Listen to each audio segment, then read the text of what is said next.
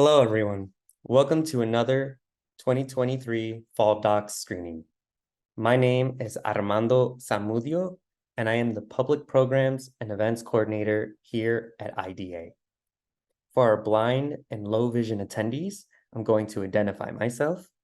I am a light-skinned Mexican American with messy hair, wearing a black shirt, black jacket, glasses, and a white backdrop.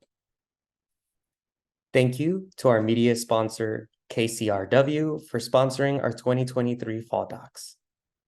This evening, we'll have a conversation between entertainment journalist Claudia Puig and documentary director Sean Mullin, whose film It Ain't Over premiered at Tribeca Film Festival and theatrically released in the United States on May 2023 by Sony Pictures Classics. To see more amazing films like this, please visit www.documentary.org/FallDocs. Before we get started, I would like to offer a brief land acknowledgement. We recognize the Gabrielino Tongva as the past, present, and future caretakers of the land, water, and cultural resources in the unceded territory of Los Angeles. Thank you so much to Cheryl Henderson for ASL interpreting this discussion. And with that, I'll pass it on to Claudia. Thank you. Hi, I'm Claudia Puig, and for our low vision and blind attendees, I'm a brownish skinned Mexican American woman with a purple top on, brown hair. I have a bookshelf and partial of couch here in my home office, and I'm excited to be talking to you guys today. Right. Sean? Yeah, I am Sean Mullin. I am a white-ish, I guess, a little looking red today, a male with a beard sitting in front of a bookshelf at my home in a grayish shirt, and I'm so happy to be here. Fantastic.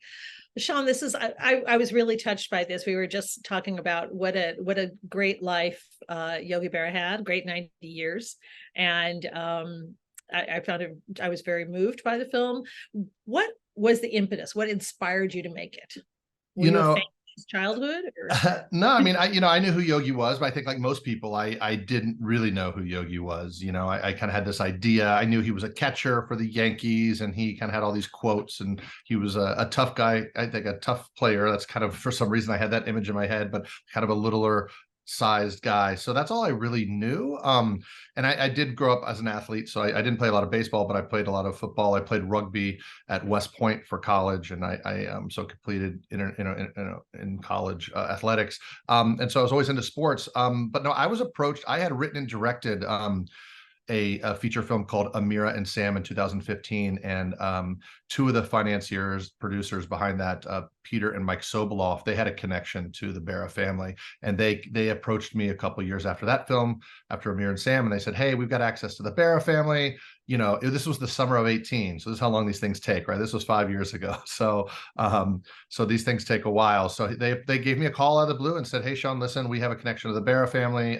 They go to the annual charity golf event. There were just two big documentaries that summer, one about RBG and one about Mr. Rogers, and they said, "Hey, well, how come there's not one about Yogi?" And so I'll be honest, my initial, as a storyteller and as a filmmaker, I was a little nervous. Like, I didn't know if there was gonna be enough there. He seemed too perfect. Like, what's the drama? How am I gonna pull people in? So I said, "Give me a beat. Let me think about it." He seems like a fascinating person, and he had passed away already in 2015, so he wasn't around anymore. But no, I dug, the deeper I dug, the more astonished I was by how overlooked he was at every single phase of his life, and how people, they thought he was dumb and ugly and too small and all these derogatory things, and he was 180%, 180 degrees the opposite. He was absolutely. So that to me is like, okay, we've got a real underdog story here. We've got a real kind of American dream story, this Italian immigrant trying to do well and make good in America. So I jumped right in, and we got going, and as soon as we hit our stride, COVID hit, and so it took a year off for that, and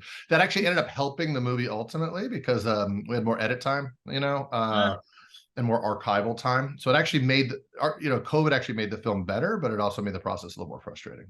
It's so interesting. I've heard that from a few filmmakers that gave them more time to dig deep, to maybe to spend more time editing or spend more time, gathering archival footage or just thinking about having the time to sort of cogitate a little bit about it. So it's interesting how that happens. This is a very revealing and complete portrait. And it seems like you had great access. I mean, you mentioned your producers had access to the Berra family. So was there anything that was off limits? It almost seemed like the Berra family handed you their family album and said, here. Oh no, they were eager, especially so the three sons came on board first, Larry, Tim, and Dale, and then I got really close pretty quickly with Lindsay Berra, the granddaughter, and I started interviewing her, and the more she spoke and the more passion she kind of exhibited, we were probably about a third of the way through shooting, and we were going to have a narrator for the film. We weren't sure who. We were going to go after somebody famous like a Bob Costas or a Billy Crystal or even John Goodman from St. Louis. We thought about him. We kind of threw out a bunch of names, but he's also kind of a Yogi-esque kind of guy, Goodman. So his name popped up, but I was about a third of the way through shooting, and as a director, you really have to just listen to what the story is revealing to you. And Lindsay was just had such a strong subjective, passionate POV and a great just entryway for us as an audience into the story. And so we decided to make, I pitched to the producers. I said, hey, what if Lindsay narrates this? And I have to admit, my producers, it was Peter, Mike Soboloff, were the initial producers who kind of got the rights to the project and got the financing put together. And then they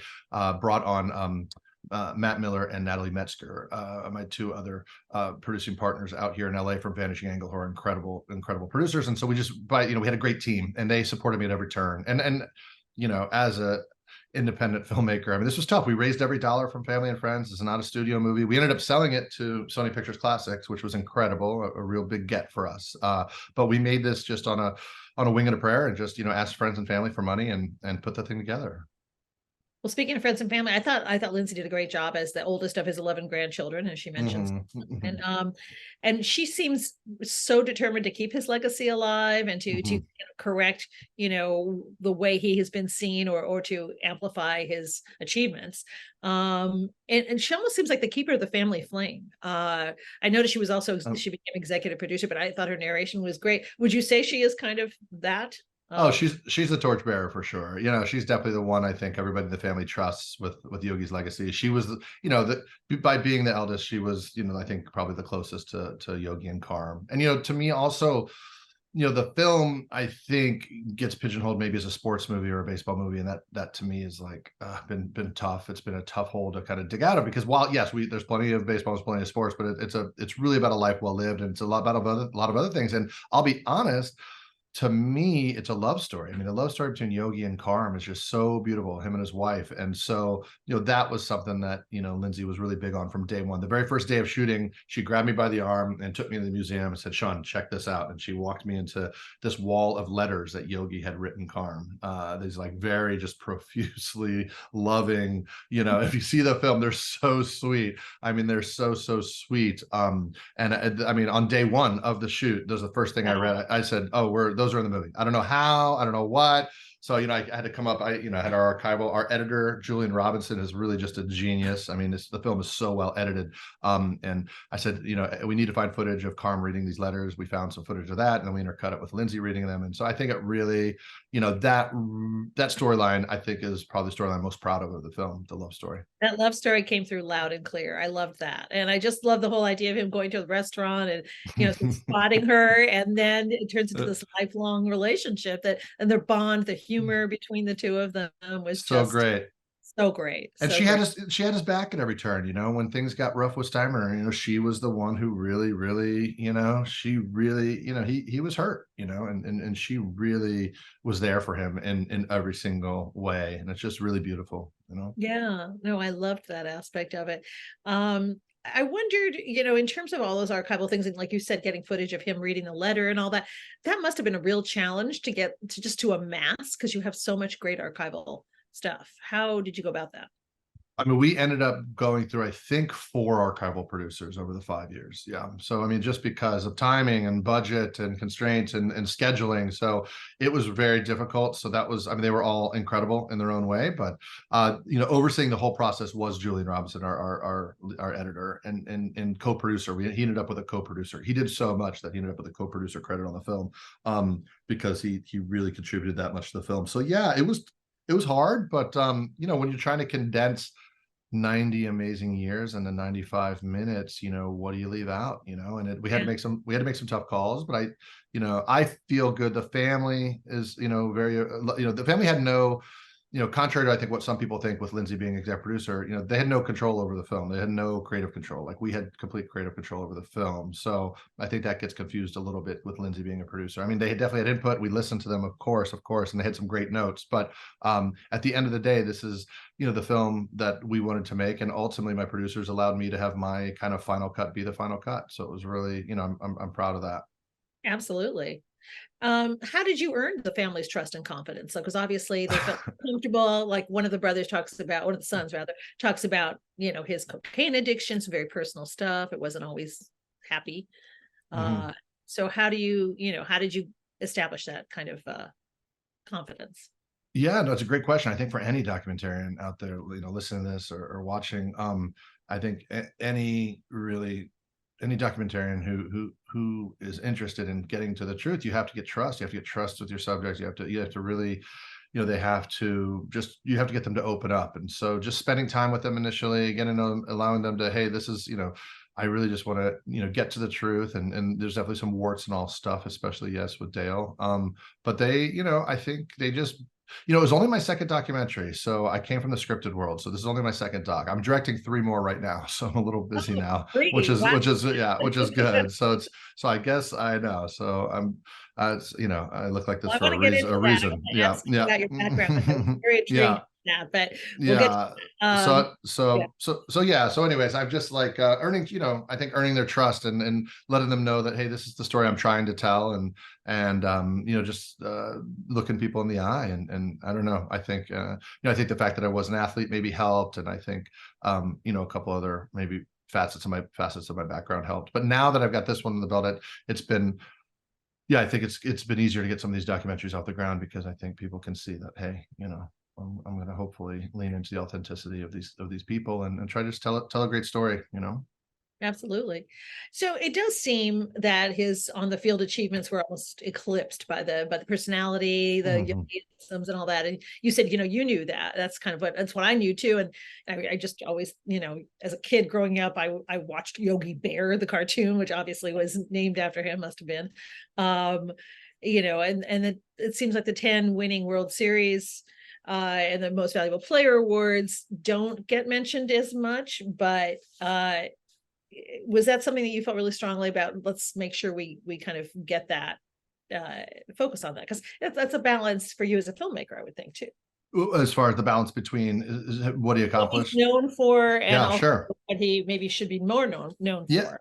absolutely. No, I mean, that definitely, I think the seed, the nugget, kind of the main tension that we set up very early in the film is this idea that his off the field persona overshadowed what he did on the baseball diamond, right? And so that's kind of what we set up, and it's a nice hook. It's a great hook. It's you know, there was essentially what happened was, as I was interviewing Lindsay, I interviewed her multiple times, and she kept telling me this story about the 2015 All-Star game where they call it the 4 greatest living players, and the 4 greatest living players are incredible. I mean, there's no doubt, there's no argument that they were 4 of the greatest living players. You know, Hank Aaron, you know, Willie Mays, Sandy Koufax, and Johnny Bench, right? I mean, 4 undeniable all-time greats. I have no qualms at all.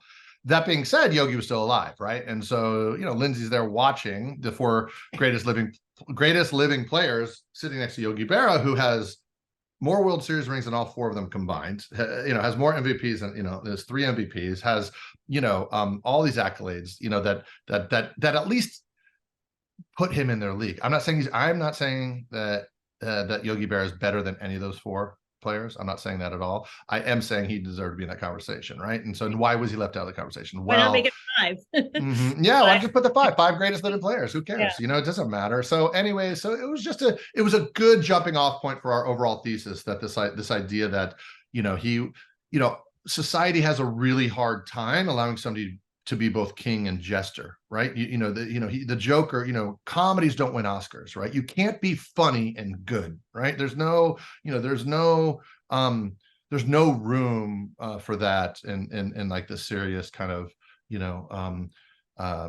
side of society, and so there's no room for humor, and he was a funny guy, and he kind of talked a little different, and I use some of his quotes. I pair some of his quotes with very famous, very smart, genius type people, whether it's Stephen Hawking or Yeah, I love that Shakespeare. juxtaposition that you did with the quotes. Yeah, just to show like he was saying the same thing, just people understood it a little better, And he's more quoted in Bartlett's, right, than any living president.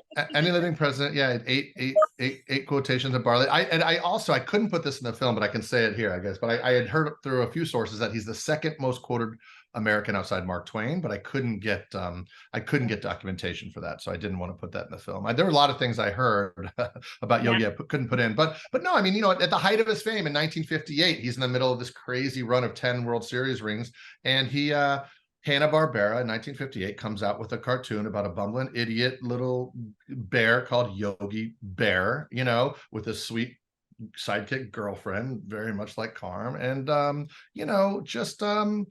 absolutely just ripped off of his his persona, so one more thing to roll off his back. He just always took the high road, which is something that I think in today's world, we're kind of looking for heroes, right? I think our institutions are under attack. I think our country's under attack from inside and out. I think the country could use some more heroes, and I think Yogi is at least an example of how some of us can kind of maybe steer our ship. Yeah, we've had some of our heroes tarnished, and it's so nice to see someone who really is a hero in every aspect and every sphere of his life. Yeah, well, I mean, the military stuff too. Like a lot of people don't know about his military stuff, and for me, I'm a vet. Like I said, gone to West Point. I was a captain in the Army. I was a first responder at Ground Zero. Like I had a lot of, I've had some experiences. And I'm very sensitive to veterans and anyone who raises their right hand and says they're going to be a part of something bigger than themselves. You automatically get one step up in my book, right? You can be a part of any kind of service. I don't care. You're education, nurse, police, firefighter, military. I don't care. It doesn't matter. If you give a portion of your life, if you dedicate a portion of your life to the service of others, I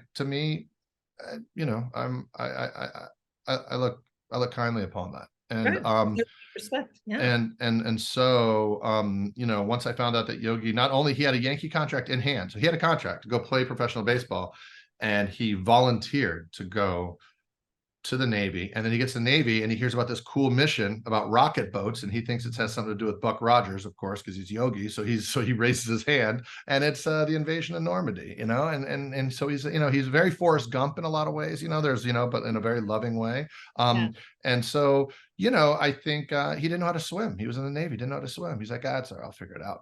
So he just there's something special about him, and I'm really glad that the film is resonating so strongly with so many folks. That can-do spirit is something that is so that is just so wonderful to celebrate, and sort of that positive aspect, and just sort of the optimism with which he goes into things. Speaking of your service, because I was very intrigued by, you went to West Point, as you mentioned, and you were in charge of the first responders at 9/11. And I think I read somewhere that you also did some stand-up comedy. Yeah. I was a stand-up comedian for a while. I had a manager and everything. I had to make a decision. There was a fork in the road came, so to speak, to use a Yogism, and I took it. But I essentially got repped by this company I got a manager at this top tier. I mean, they are top. They're called Coastal Entertainment. They're one of the top comedy. They rep big stars. At the time, I remember they were repping Dave Attell, who was a guy who had done some comedy with, who was a big guy in New York at the time. I remember they'd repped a bunch of real people, a bunch of real comedians, and I got repped by them. And that was a big, I don't know, it was a big kind of milestone for me to be able to get representation for stand-up comedy. But then I got accepted to Columbia Film School too at the same time. So it's like, oof, it's like, and I had just gotten married. So it's just like, it was a real fork, it's like, what do I do? And so I decided to hang up the mic, so to speak, and go to film school and become a filmmaker. So I got my MFA at Columbia University in film directing from 2002 to 2005. And then I moved out to Los Angeles in 06, and I've been out here since. I'm in LA. I've been out here since 2006. That's so great. Well, the comedy world's loss is our gain. Nah, we'll see. I've been writing. The good thing is I've been accumulating material now for almost 20 years. So I've got a solid 45. I've got a pretty tight 45, I think, coming out. And you did UCB in New York, and they have a UCB here in LA. Well, they opened it. Yeah. Well, it started in 99. It started on 22nd Street. I was in the original theater. Yeah, sure. I did UCB, and, right when they started, I did all 4 levels. And then I was in a show called Instant Cinema at UCB, where we would improvise feature films on the spot. And then I did stand-up comedy there on Wednesday nights. And, UCB was a real, man, that was a real place in the early aughts. Yeah, it was a real experience, and a really great place to learn how to write and direct, though, too. And a lot of those people I met, I'm still super tight with, and super, they're great. I mean, Ed Helms used to host my open mic. I mean, Dimitri Martin just dropped out of law school. I mean, it was like Aziz Ansari was still at NYU. It was an interesting time, Oh, I can imagine. Well, and I would think having a good sense of comic timing must help a lot with in documentaries. Timing is everything, and making them watchable and engaging and all of that. Yeah, and to be able to sink my teeth into a character as rich as Yogi, right, who was a really funny guy, but just a really honest guy. Honesty and humor are I mean, bedmates there. I mean, they are one and the same. So yeah, that's it was really great to be able to use my kind of comedic background, because the film does play. I mean, with an audience, it really plays. It gets a lot of laughs. It does get a lot of laughs, and fortunately, it gets a lot of tears too, which is nice. So great combination. Yeah. So, what made you decide you wanted, after sort of the military background, what made you decide you wanted to go into filmmaking? Oh goodness, I just always told stories. I just was always, as a kid, I was the kind of the one always telling jokes and telling stories. I never thought of it as a career. I never thought you could do it. And I the last thing my parents ever bought me was a one-way plane ticket to West Point. I mean, I hadn't have any money, or any. I went to high school. I'm originally from Indiana. I went to high school in South Florida, and I just never thought about it. But when you're, I told this story pretty recently, but when you're a junior at West Point, they give you this big loan. They give you this like 0 interest loan, and I think now it's like 30 or 40 grand or something. But it used to be $17,000 back in the 90s, and I got a $17,000 no interest loan, and you're supposed to learn about, like, I don't know, money or something. I don't know. Whatever. You're supposed to invest it or something, whatever. So I paid off half of it, went to my credit cards that I had already blown up, and then half went to a really crappy car. And then I bought a video camera with the rest of the money, and I started recording stories about my buddies, and I started, telling stories. So I think it's just always kind of been a part of me. And I'm fortunate now. I'm in a place where I can do it for a living. Fantastic. All right. This, I think, may have to be our last question, but what is your personal favorite Yogiism? Oh man. I mean, gosh, there's so many. I mean, my favorite Yogism is probably, I mean, it's a pretty popular one, but I just like it because it makes so much sense. He was talking about his favorite restaurant, and he said, nobody goes to that restaurant anymore. It's too crowded. Right. And so, like, to me, it's perfect, right? And so nobody goes, it's too crowded. Well, yeah, that makes total sense, But I like the philosophical ones. I mean, he was driving with his family, and Carm was like, we're lost. He's like, yeah, we're lost, but we're making great time, and so, I love that one too. So it's like the philosophical ones are really great. But no, he was really a one of a kind person. He just had no filter, he was a conduit to just the truth in a way. I mean, I don't know, it sounds cheesy, or it might sound, I don't know, but I mean, everything about him, everything I read, I mean, he just had this real direct line to whatever the universe was putting out there. He just had a real, authenticity to him that I think was, unmatched, by most. Yeah, absolutely. No, that's a wonderful note to wrap up on here.